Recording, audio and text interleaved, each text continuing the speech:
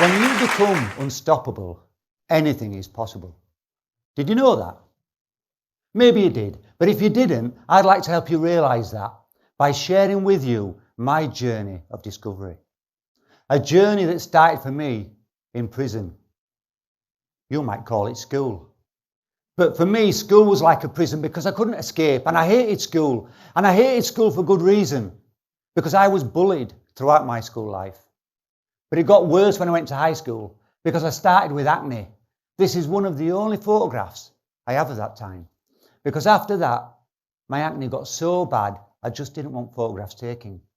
School was hell. It was torture. It was so bad, I only attended 2 days out of 5. And that wasn't official, mind. And on one of my days off, I had to go on a friend's motorbike, and it was brilliant. I loved it. And my friend said, "You can buy this motorbike if you want, Steve. I want £10 for it." £10, I said. £10 was like £1 million to me. I've got no money. I've got nothing of any value. Except I did have one thing. I had an Instamatic camera. They were like the predecessor to the digital camera. They were great. To this day, I'm not sure where I got that camera from. I think my auntie gave me it, but I managed to sell that camera to my mate's sister for £5. I thought, I'm halfway there to getting that motorbike. Nothing's going to stop me. I'll do whatever it takes. So I went out and I did gardening, and I hated gardening. And I went out and I washed people's cars, and I hated washing cars. But I pulled out all the stops, and I got that £10 and I bought that motorbike. Isn't it amazing how we can pull out all the stops when we really have to? Sometimes in life, we have to do the things we don't like to get the things we want. This is my motorbike. I was brilliant on that motorbike. Finally, there was something I was good at, and something I had to look forward to at the end of the day.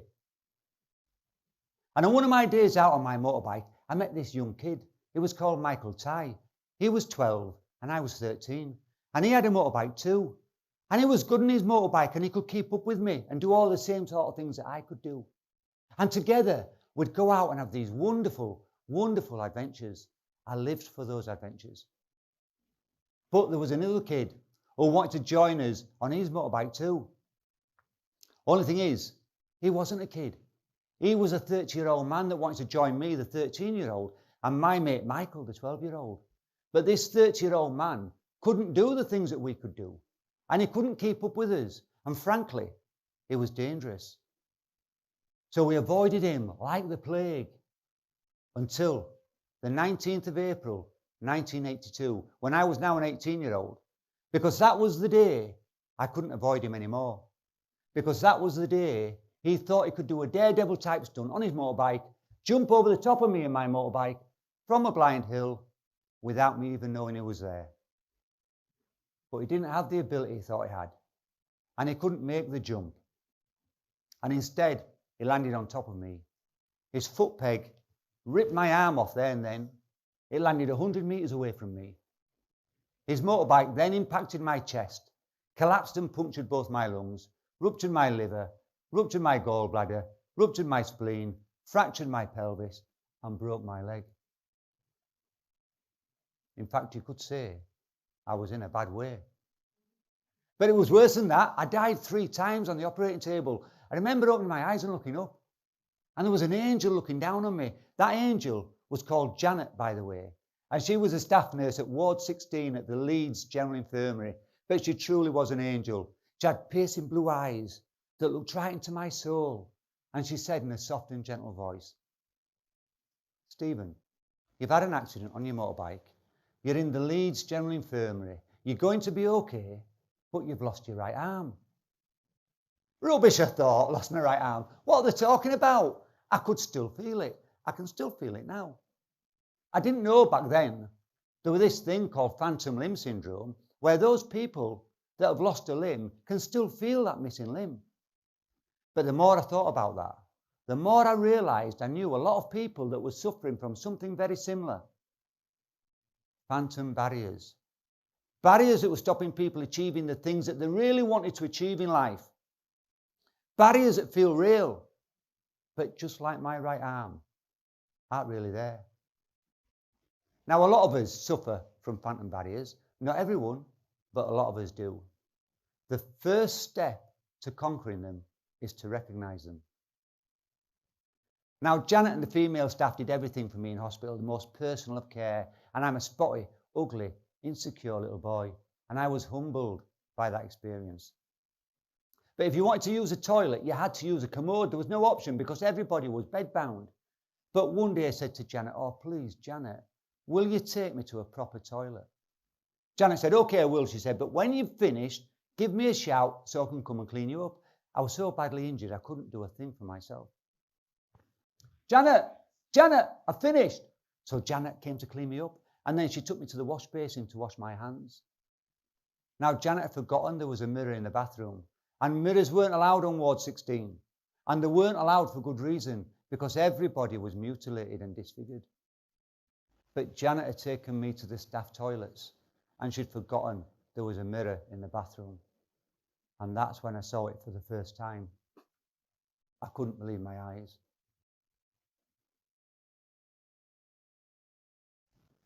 All my spots had gone. I thought, no way, my spots had gone. I was overjoyed. I looked in the mirror again. I thought, oh yeah, my right arm has gone. They were telling me the truth. I thought, never mind, my spots had gone. Isn't it amazing how we can see the good in what at first might seem like a bad situation? We all have choices. We can all choose to see the good or bad in anything. You too have the same capacity that I have. I'm no different from you, except I've got one arm and I'm super good looking. That always gets a laugh. I looked in that mirror. I was the happiest I'd ever been. This wave of euphoria swept over me, and I had an epiphany. And I realised I wasn't a spotty little boy anymore. Thanks to all the medication they'd give me in hospital, it cleared up my acne. But I also realised I wasn't shy anymore. Thanks to all the personal care I'd got from Janet and the female staff, I'd desensitised. But I also realised I wasn't a weak little boy, because I'd overcome major trauma and I'd survived. I walked in that bathroom a shy, spotty, insecure little boy, and I walked out a strong, proud young man, ready to face the world. But I also realised that all my job opportunities had gone. And I thought to myself, is that a good thing or is that a bad thing? Remember those choices we have? I realised it was a great thing, because no longer would I be constrained by a 9-to-5 job. No longer would somebody tell me what to do, but I would become unstoppable. I would go out there, create my own future, my own destiny. I would enjoy myself, and hopefully I'd earn some money along the way. I was a one-handed motor mechanic. I was very good. I was a bit slow, but I was very good. Then I was a break dancer, and I got paid for that. My breakdance group was called Chain Reaction. Have you heard of us? What? No one? You know, I'm convinced that one of these days somebody's going to say, I've heard of you. It hasn't happened yet, but I'm convinced it's going to happen. Then I got involved with vintage jukeboxes and vintage one-arm bandits. Hang on. Okay, I think there might be a pun there. I've bought and sold and restored vintage jukeboxes and vintage one-arm bandits around the world. I've met some incredible people, but I got a little bit worried because my education really had suffered at school. I thought, what am I going to do about that? I was worried I would become a deadhead or a no-hoper with no prospects. And I thought, well, what can I do? I know what I'll do. I'll go to night school. But it was night time. I studied everything: electronics, mathematics, computer programming, furniture restoration, cabinet making, metalwork, woodwork, you name it, I studied it. All Spanish language, you name it, I studied it. Until eventually I'd exhausted all the night school courses. I thought, oh no, what will I do now? I thought, I know what I'll do. I'll go to university.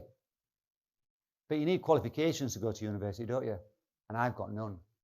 But I've got a first-class honours degree in computer science from Leeds Metropolitan University, the first in my family to ever attend university. I didn't even... Oh, thank you. I didn't even start until the age of 35, and I didn't graduate until the age of 40. You're never too old to learn. Or the phrase I prefer is it's never too late to educate. Now, for my final year project, I had to create a piece of software. And I thought, well, what do I know about? I thought, I know a lot about jukeboxes. So I created a piece of software for a digital touchscreen MP3 playing jukebox. But I went one step further because I knew about electronics, computer programming, metalwork, woodwork, furniture restoration, cabinet making. I created a complete jukebox and I took that jukebox into university. After university, I went on to further develop this system and launched my company, Robinson's Jukeboxes Limited. During the first 8 months of trading, I sold 400 jukeboxes. Get in there. I created £1 million product, single-handed.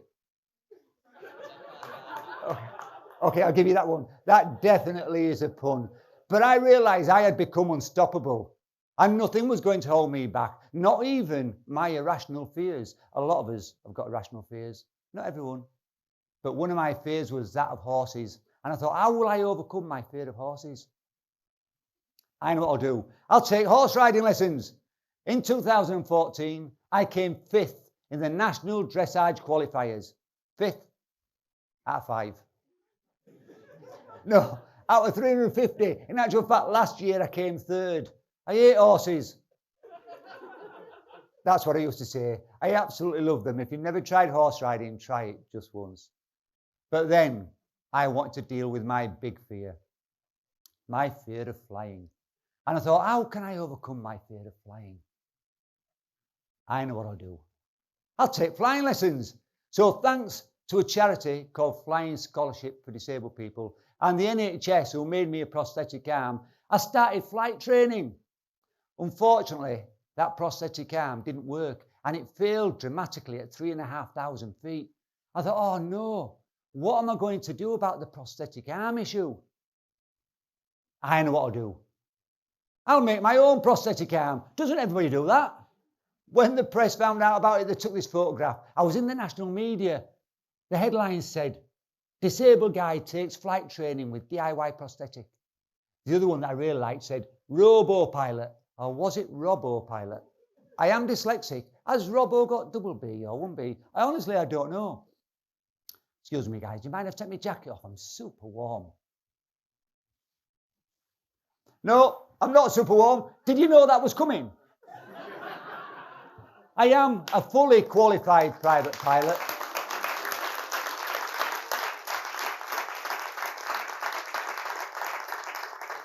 This is the aircraft I fly. It's called a Robin 2160. It's a 2-seater aerobatics aircraft. And yes, I do aerobatics. Then all the awards came in. I was awarded the Douglas Bader Memorial Trophy for my outstanding contribution to disabled pilots. If you don't know who Douglas Bader is, he was a Second World War Spitfire ace and he had no legs. Then I was awarded Yorkshire Inspirational Individual of the Year. But the award I'm most proud of is this one. This is the British Empire Medal, awarded to me by Her Majesty the Queen, the late Queen Elizabeth II, bless her. The Queen knew my name. Well, I knew hers. I'll leave that one to sink in. Yes, I am a published author, a dyslexic published author. That title took a lot of thinking about, but it shouldn't have done, should it? Because there is no harm in trying. If I can achieve all these things with one arm, and I've done much, much more, just imagine what you're capable of achieving with two. I'm Stephen Robinson, inspirational speaker, one-arm pilot, dyslexic author of No Harm in Trying. Anything is possible for you too if you choose to become unstoppable.